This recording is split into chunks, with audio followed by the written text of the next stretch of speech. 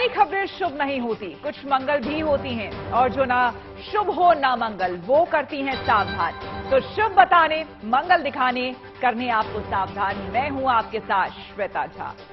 श्रीलंका का राजनीतिक संकट काल खत्म हो रहा है। कल गोटाबाया राजपक्षे ने सिंगापुर से अपना इस्तीफा भेज दिया और जैसे ही ये खबर श्रीलंका पहुंची, कोलंबो की सड़कों पर जीत का जश्न शुरू हो गया। प्रदर्शनकारियों का कहना है कि उन्होंने अभी तक एक लड़ाई जीती है, लेकिन जंग अभी खत्म नहीं हुई है।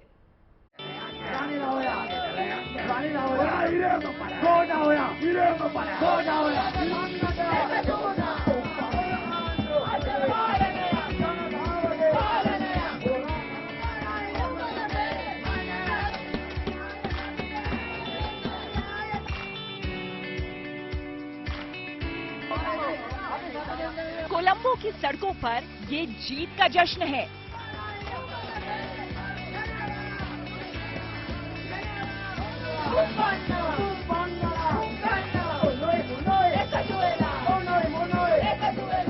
कोलंबो के आसमान में दिखाई दे रहा ये चांद उम्मीद का सवेरा लेकर आ रहा है। लोग आपस में मिठाइयां बांटकर जीत का जश्न मना रहे हैं और ये नन्हा बच्चा सेना के जवान को मिठाई देकर नए श्रीलंका का स्वागत कर रहा है। खुशी के जश्न में थिरक रहे ये पांव रुकने का नाम ही नहीं ले रहे हैं।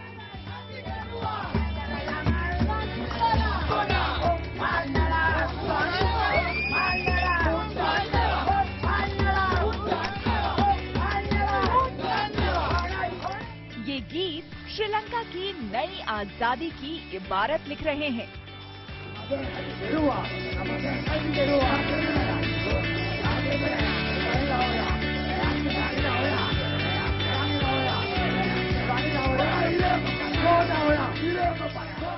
गोटाबाया राजपक्षे के इस्तीफे के बाद जश्न का ये सिलसिला थम ही नहीं रहा है, क्योंकि पिछले कुछ दिनों से प्रदर्शनकारी कोलंबो की सड़कों पर उनके इस्तीफे की मांग को लेकर अड़े हुए थे और गोटाबाया के इस्तीफे की खबर के बाद इनकी खुशी का ठिकाना ही नहीं रहा।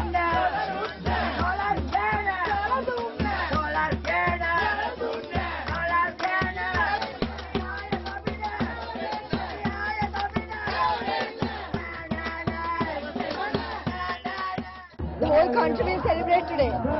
It's a big victory. Actually, this Rajapaksa corrupted family, we never thought we will get this country free from them. That much we were struggling, and they were hitting us, they were hitting from the tear gas, they were shooting us. There are so many people who are in the hospitals, people were dying. Still, people never give up this peace. So finally we won one mission, and there's another mission, and there will be more missions on behalf of the country. We will not going to stop. We are going to protest against all of the corrupted leaders who is going to see it in the future. Thank you. जिन गोटाबाया राजपक्षे को सत्ता से बेदखल करने के लिए ये प्रदर्शनकारी कोलंबो की सड़कों पर उतरे थे और गोटा गो गामा के नारे लगा रहे थे, जब इन्हें खबर लगी कि गोटाबाया ने सिंगापुर से अपना इस्तीफा भेज दिया है, तो ये कोलंबो की सड़कों पर खुशी से भीग गए।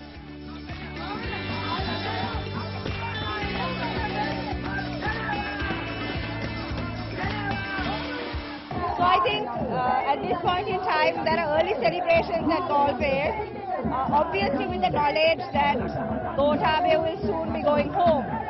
But at the same time there is also some sense of frustration and anxiety in knowing that he is being replaced with someone who is equally problematic. Gotabaya के इस्तीफे के बाद कोलंबो की सड़कों पर रात में ही दिन जैसा नजारा दिख रहा था। लोग जश्न में इस तरह से डूबे हुए थे कि जैसे आर्थिक बदहाली के शिकार हुए श्रीलंका में लक्ष्मी की कृपा बरस रही हो।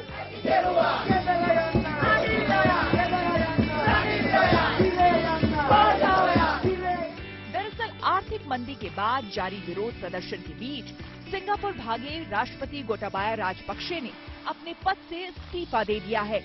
गोटाबाया के इस्तीफे का श्रीलंकाइयों ने जश्न मनाया।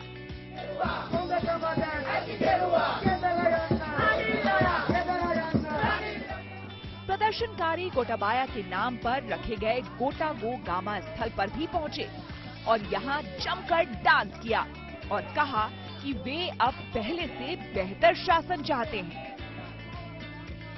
फिलहाल प्रदर्शनकारियों ने राष्ट्रपति भवन को खाली कर दिया है, लेकिन आपको हम कैमरे पर पहली बार दिखा रहे हैं वहां कितनी बेशकीमती चीजें रखी हुई हैं। ये पहली बार आपको कैमरे पर दिखाई देंगी, क्या बचा है और क्या टूटा है। कोलंबो से Ashutosh Mishra, good news today.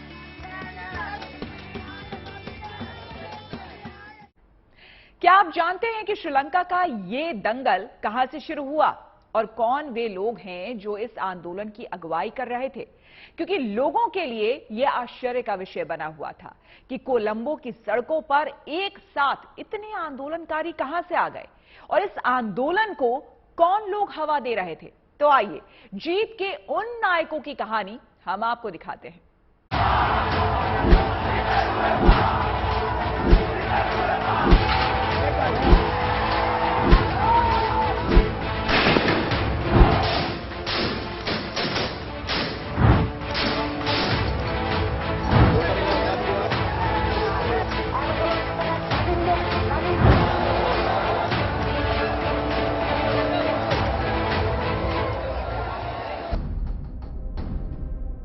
9 जुलाई को कोलंबो में राष्ट्रपति भवन के पास जन सैलाब कैसे जुटा, किसने जुटाई ये भीड़ और कौन कर रहा था इसकी अगुवाई। दरअसल इसके पीछे वो 4 युवा चेहरे थे जिनमें कोई डिजिटल मार्केटिंग एक्सपर्ट, तो कोई नाटककार, तो कोई पादरी है। उन्होंने फेसबुक के जरिए श्रीलंका में हर किसी तक पहुंच बनाई और वो जनसैलाब जुटाया जिसे सारी दुनिया ने देखा।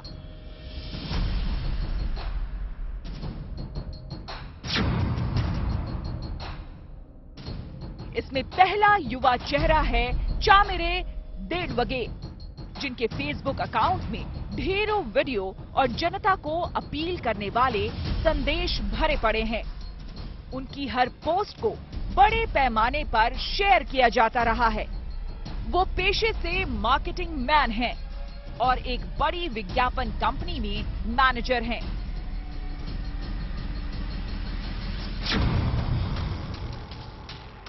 और ये है अर्गालिया आंदोलन का दूसरा चेहरा, सत्याचारित अमरातुंगे, जिनके फेसबुक अकाउंट में वो जुलूस लेकर निकलते और गो गोटा होम के नारे लगाते नजर आते हैं। उनका अकाउंट भी जनता से अपील करने और वीडियो के जरिए आंदोलन के लिए उन्हें जगाने वाली पोस्ट से भरा हुआ है।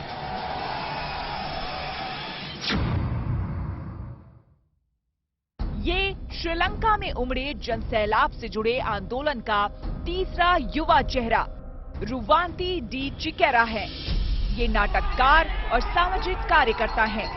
आंदोलन में इनका काम वॉलंटियर के जरिए देश भर और खासकर कोलंबो और आसपास के इलाकों में लोगों के घरों तक पहुंचना और डोर टू डोर संपर्क करना था।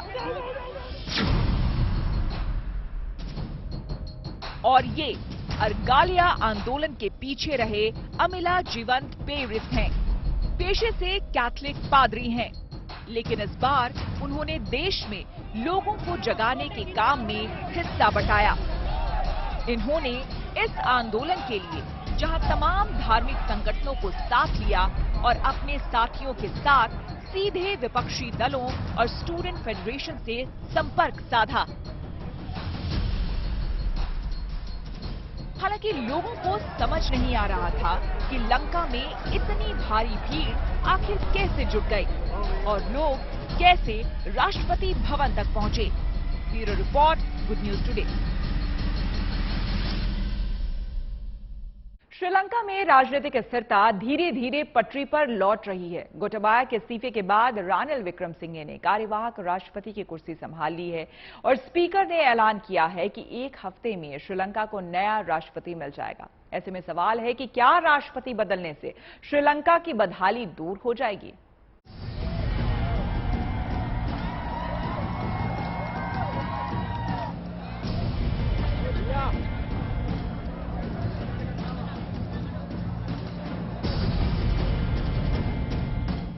श्रीलंका से भागकर सिंगापुर पहुंचे गोटाबाया राजपक्षे ने राष्ट्रपति पद से इस्तीफा तो दे दिया, लेकिन श्रीलंका का संकट अभी खत्म नहीं हुआ है।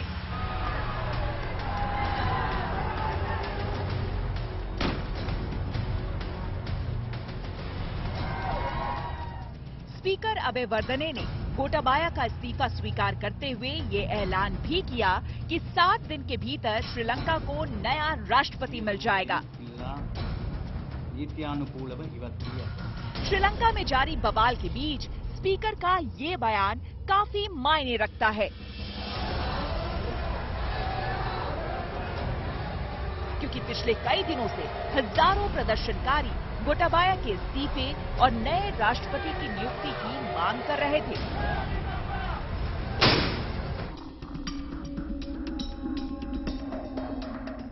इससे पहले श्रीलंका में आक्रोशित भीड़ ने राष्ट्रपति भवन पर कब्जा कर लिया था और गोटाबाया जनता के डर से अंडरग्राउंड हो गए थे।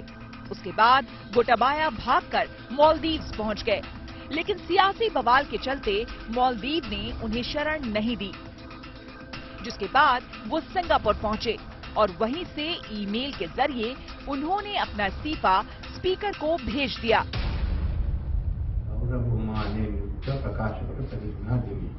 गोटाबाया राजपक्षे के इस्तीफे के बाद रानिल विक्रमसिंघे ने कार्यवाहक राष्ट्रपति के तौर पर शपथ ले ली है। हालांकि इससे पहले ही उन्हें नियम के मुताबिक ये पद मिल चुका था, लेकिन अब उन्होंने श्रीलंका के चीफ जस्टिस के सामने कार्यवाहक राष्ट्रपति के तौर पर शपथ ली है और अगले कुछ ही दिनों में नए राष्ट्रपति का चुनाव होगा। श्रीलंका के 44 साल के इतिहास में ये दूसरा मौका है जब यहाँ कार्यकारी राष्ट्रपति का पद कार्यकाल के बीच में ही खाली होने जा रहा है। पहली बार इस तरह के हालात 1993 में बने थे, जब लिट्टे ने तत्कालीन राष्ट्रपति रणसिंघे प्रेमदासा की हत्या कर दी थी। उस वक्त डिंगिरी बंडारा विजयतुंगा को कार्यवाहक राष्ट्रपति बनाया गया था। बता दें, महिंद्रा राजपक्षे के इस्तीफे के बाद गोटाबाया राजपक्षे ने मई के दूसरे हफ्ते में रानिल विक्रमसिंघे को प्रधानमंत्री बनाया था। विक्रमसिंघे को श्रीलंका को आर्थिक मंदी से उबरने में मदद करने के लिए प्रधानमंत्री बनाया गया था, लेकिन हाल के दिनों में उन्हें प्रदर्शनकारियों ने राजपक्षे के ऐसे दोस्त के तौर पर लिया जो उन्हें बचाने की भरसक कोशिश कर रहा था। देश में राशन और ईंधन की कमी की परेशानी को दूर करने में नाकामयाब रहने पर विपक्षी दलों ने भी विक्रमसिंघे की आलोचना की। फिलहाल विक्रमसिंघे ने कार्यवाहक राष्ट्रपति का कार्यभार संभाल लिया है और हफ्ते भर में श्रीलंका को नया राष्ट्रपति मिलने जा रहा है। सवाल है कि श्रीलंका को नया राष्ट्रपति तो मिल जाएगा, लेकिन देश की आर्थिक बदहाली का क्या होगा? क्या लोग इसी तरह से घुट-घुट कर मरते रहेंगे या फिर नए राष्ट्रपति के साथ नया सवेरा भी देखने को मिलेगा? कोलंबो से Ashutosh Mishra, good news today. Sri Lanka में महंगाई 7वें आसमान पर है। रोजमर्रा की चीजें इतनी महंगी है कि लोगों की कमर टूट रही है। सब्जियों के दाम में बेतहाशा बढ़ोतरी हो गई है। रसोई गैस में आग लगी हुई है। डीजल पेट्रोल के लिए लंबी कतारें लगी हुई है। ऐसे में श्रीलंका में क्या आम आदमी के लिए कोई जगह रह गई है?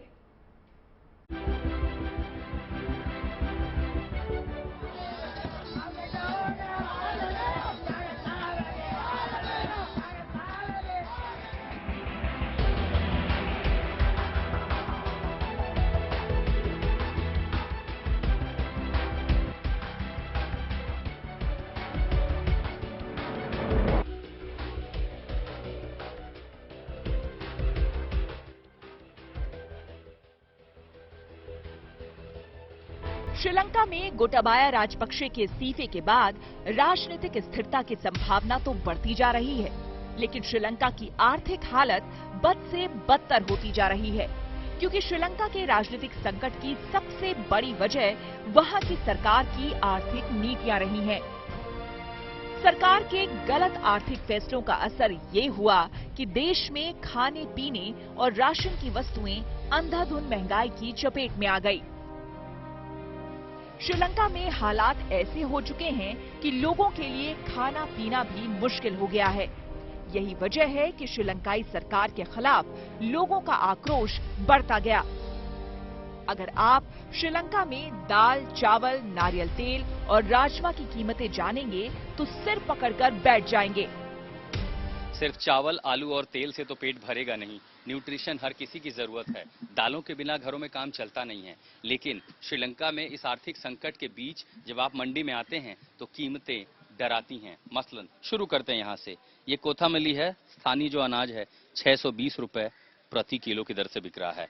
काला चना हमारे आपकी सबकी जरूरत होती है, इसकी कीमत इस थोक मंडी में 630 रुपए प्रति किलो है। ये सफेद राजमा की तरह जो अनाज होता है 750 रुपए प्रति किलो। उसके साथ ही जैसे आप चने की दाल देखते हैं 510 रुपए प्रति किलो, मटर की दाल 530 रुपए प्रति किलो। उसी तरह ये लाल राजमा जो हम देख रहे हैं 720 रुपए प्रति किलो। मूंग की दाल, ये खड़ा मूंग है, हरा मूंग, हरे मूंग की कीमत जो है 850 रुपए प्रति किलो श्रीलंका में। सिर्फ चावल, आलू और तेल से तो पेट भरेगा नहीं। हरे मूंग की कीमत 850 रुपए प्रति किलो श्रीलंका में है। राशन की किल्लत से श्रीलंका की 2 करोड़ की आबादी सड़कों पर आ चुकी है। अभी भी डीजल और पेट्रोल के लिए लंबी कतारें लग रही हैं और संगीनों के साए में लोगों को डीजल और पेट्रोल दिया जा रहा है।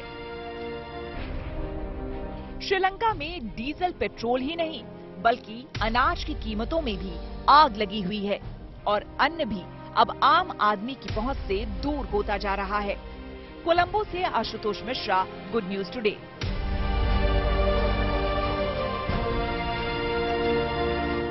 श्रीलंका को बर्बादी के कुएं में धकेलने वाला चीन अब मददगार बन रहा है। जी हां, मदद करने के लिए फिर तैयार हो गया है चीन। चीनी वाणिज्य मंत्रालय ने कहा है कि वो श्रीलंका की अर्थव्यवस्था को उबारने के लिए हर संभव मदद करेगा। लेकिन सवाल है कि क्या श्रीलंका दोबारा उसी कुएं में गिरने के लिए तैयार है?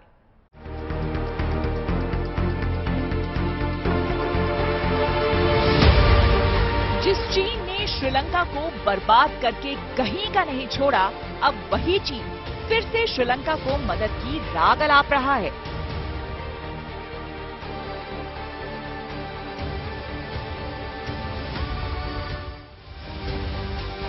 जिस चीन की वजह से गोटाबाया राजपक्षे को देश छोड़कर भागने पर मजबूर होना पड़ा, अब वही फिर से श्रीलंका को कंगाल बनाने का रास्ता तैयार कर रहा है।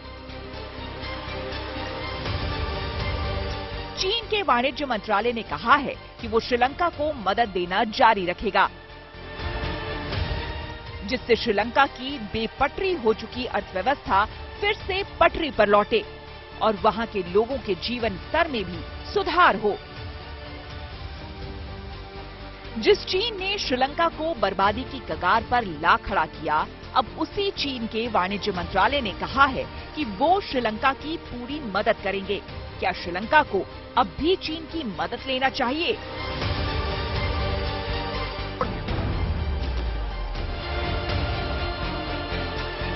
श्रीलंका की बर्बादी की पहली किश्त में चीन ने बड़ी ब्याज दरों पर कर्ज दिया। इसके अलावा राजपक्षे परिवार के गृह जिले हम्बनटोटा में बड़े पैमाने पर बेफिजूल के निर्माण किए गए, जैसे दुनिया का सबसे खाली एयरपोर्ट, एक ऐसा क्रिकेट स्टेडियम जिसमें बैठने की क्षमता जिले की राजधानी की आबादी से भी ज्यादा है।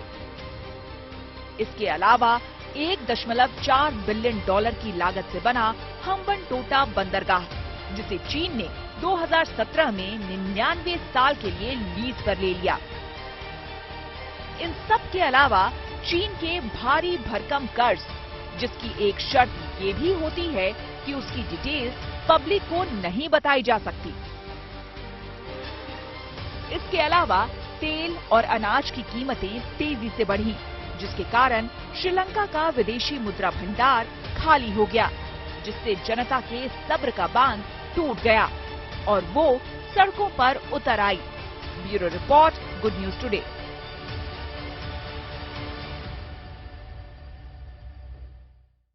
उम्मीद है आपका दिन शुभ रहा। तो कल की मंगल कामना के साथ आपको रहना है सावधान। तब तक के लिए मुझे यानी कि श्वेता झा को दीजिए इजाजत और आप देखते रहिए गुड न्यूज टुडे।